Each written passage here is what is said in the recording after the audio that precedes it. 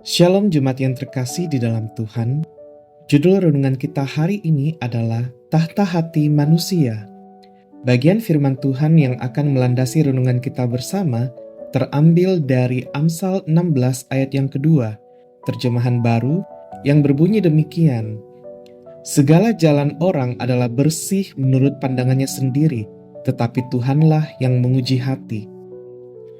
Setiap kita pasti pernah bepergian ke tempat yang belum pernah kita datangi sebelumnya.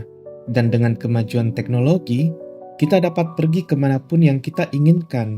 Sebab kita memiliki GPS yang akan memandu kita untuk tiba di tujuan kita dengan selamat. Demikian pula halnya dengan perjalanan hidup kita. Di dalam hidup yang sementara ini, Tuhan memberikan kita kebebasan untuk melakukan apa saja.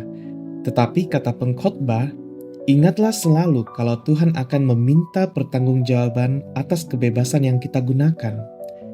Kebenaran ini menjadi pandu bagi kita dan akan membawa kita masuk lebih jauh dalam perenungan Amsal hari ini. Kebebasan yang Tuhan berikan termasuk di dalamnya adalah kebebasan untuk menentukan arah langkah kita. Dalam pergaulan kita, Tuhan memberikan rambu-rambu yang jelas bahwa pergaulan yang buruk merusak kebiasaan yang baik. Tetapi Tuhan tidak membatasi dengan siapa kita bergaul. Dalam memilih pasangan hidup, Tuhan memberikan rambu-rambu yang sangat jelas juga, yaitu janganlah kamu merupakan pasangan yang tidak seimbang dengan orang-orang yang tidak percaya. Tetapi pilihan untuk memilih dengan siapa kita akan membangun rumah tangga, apakah dengan orang percaya ataupun orang yang belum percaya, semua kembali kepada kita. Termasuk di dalam hal memilih pekerjaan. Tuhan pun memberikan arahan yang sangat jelas bahwa apapun juga yang kamu perbuat, perbuatlah dengan segenap hatimu seperti untuk Tuhan dan bukan untuk manusia. Tetapi sekali lagi, Tuhan tidak pernah melarang kita untuk melakukan pekerjaan-pekerjaan yang kita sukai. Setiap hal yang kita pilih akan menentukan siapakah yang bertahta dalam hati kita. Jikalau kebenaran yang bertahta, maka kita akan memilih hal-hal yang menyenangkan hati Tuhan dan memuliakan namanya. Tetapi jika yang bertahta dalam hati kita adalah ego kita, maka kita harus benar-benar waspada terhadap hati kita. Satu hal yang kembali diingatkan oleh kebenaran firman Tuhan dalam renungan-renungan sebelumnya adalah Tuhan akan meminta pertanggungjawaban atas semua pilihan yang kita buat di dalam kebebasan kita.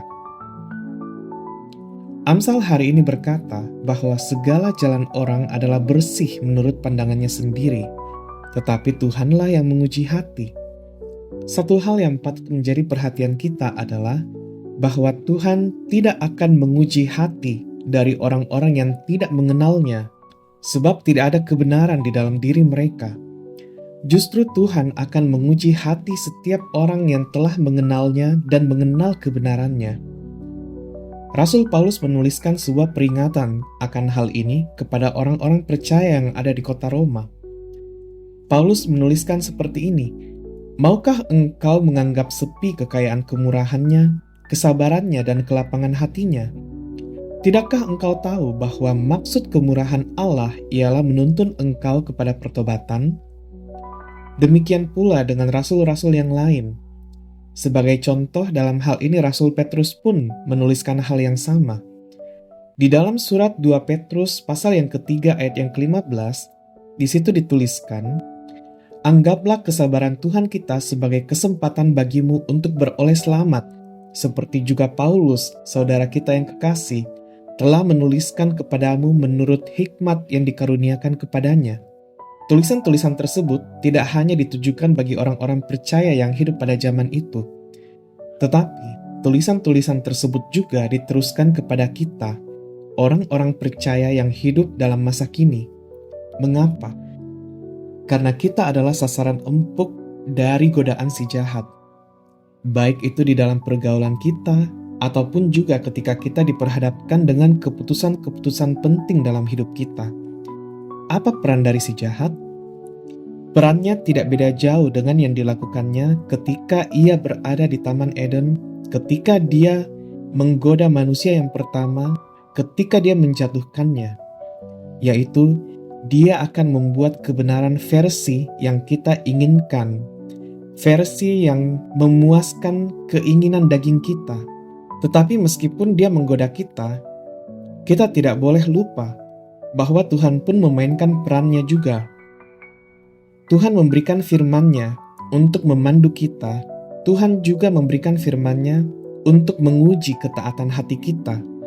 Jika hati kita belum sesuai dengan apa yang diinginkannya, maka Ia akan terus memurnikannya, sehingga hati kita berkenan di hadapan Tuhan, dan hati kita akan menjadi tahta kebenaran Allah.